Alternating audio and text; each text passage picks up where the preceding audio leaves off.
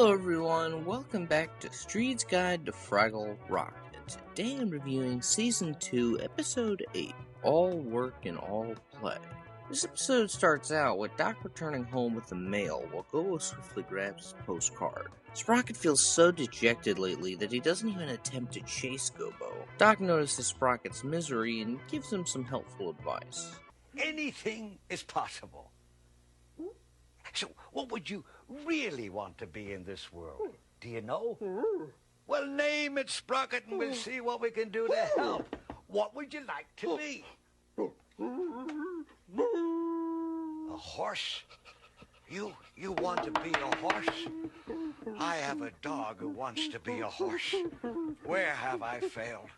I'm sure 90% of today's parents would agree with you there, Doc. Anyways, he's supportive of Sprocket's bizarre change, if somewhat hesitant, and we cut back to Fraggle Rock. Gobo's hanging out with Red, and she remarks how dull and boring outer space is, comparing it to the Doozers, and we're given a better look into the bright and vibrant Doozer Dome.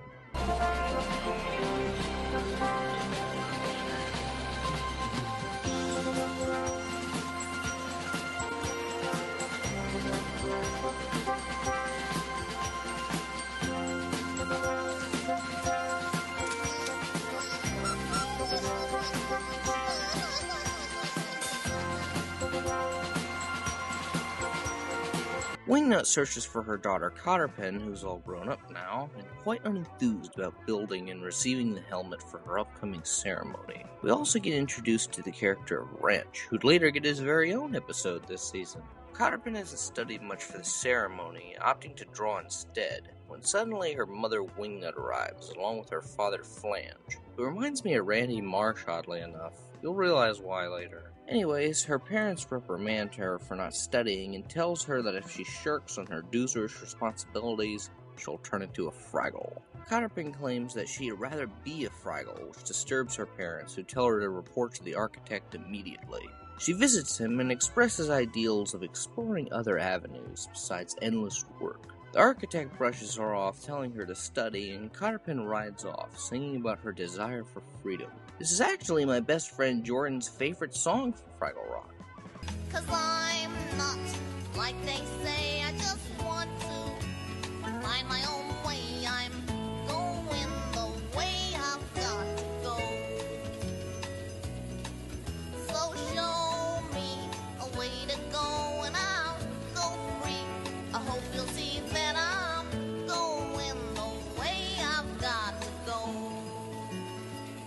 Afterwards, Cotterpin spots some Fraggles, Gobo and Red, who discuss heading to the Brumblebug Cave. Suddenly, she hears the voice of the architect and is conflicted on whether she should go back or follow the Fraggles. And of course decides to follow the Fraggles. Back in the workshop, Doc brings Sprocket a saddle and questions his sanity. We swiftly cut back to Fraggle Rock, with Gobo returning with a postcard while Cotterpin observes them. How the hell does she climb up that far? Gobo reads the postcard, and Matt finds himself in an arcade and blossoms into an epic gamer.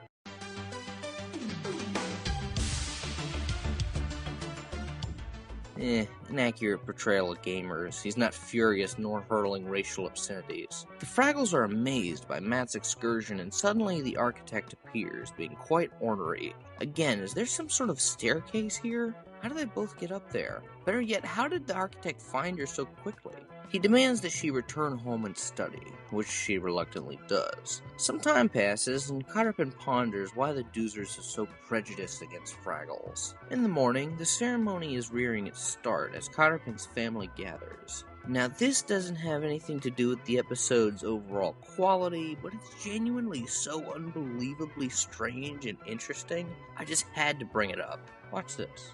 Oh no, I forgot to wax the dog. Oh, look at here comes the big little girl now. Apparently, Doozers have many dogs.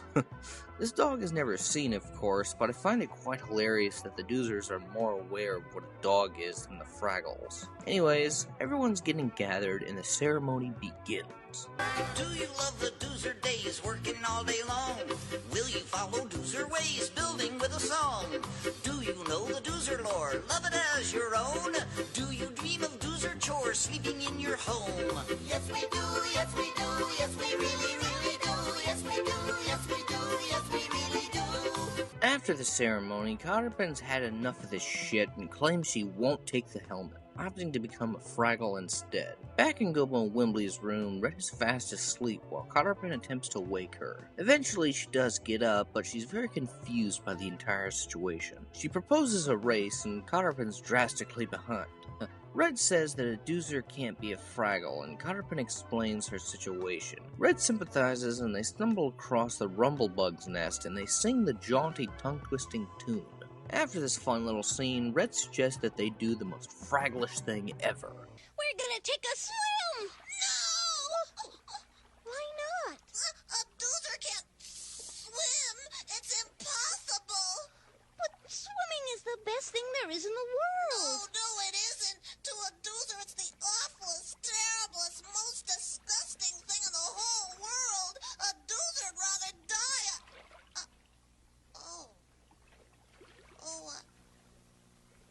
Red, I'm really a Doozer.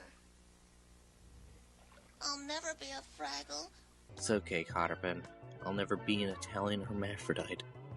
Anyways, Cotterpin decides to face the music and head back to Doozerdome and admit she was wrong. She returns back home in the middle of the night and the architect is waiting around. She confesses to them that she couldn't be a Fraggle, but she doesn't want to take the helmet and build either. The architect chuckles and reveals that she isn't the only one who strayed from the path of building.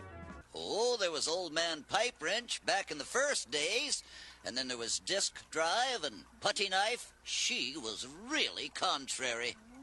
And then there was me. You? But wait, I've never seen you wear a helmet. I refused. All I really wanted to do was draw. I love to draw. So I recall.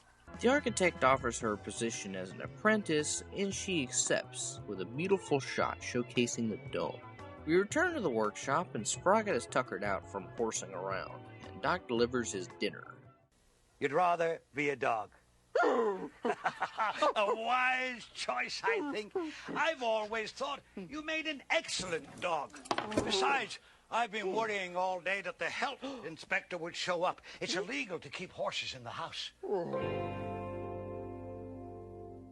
This was a very slow-paced yet tranquil and compelling entry. It served as a great introduction and exploration of Cotterpin's character. Admittedly, much like New Trash Heap in Town, I didn't care for this episode all that much in my youth.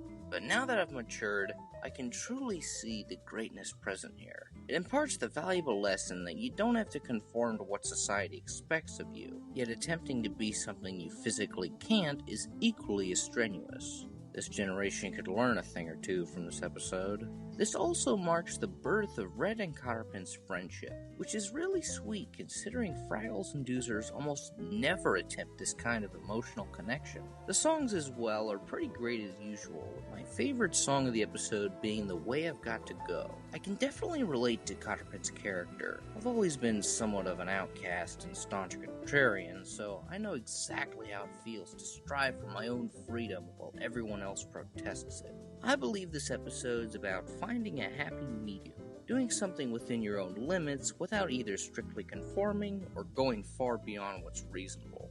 Overall, this was one of Fraggle Rock's most relaxing entries. It's a lot more prevalent in modern times than most people realize. I'm gonna rate this one a fair radish. Well guys, that was the review and I will see you all next time.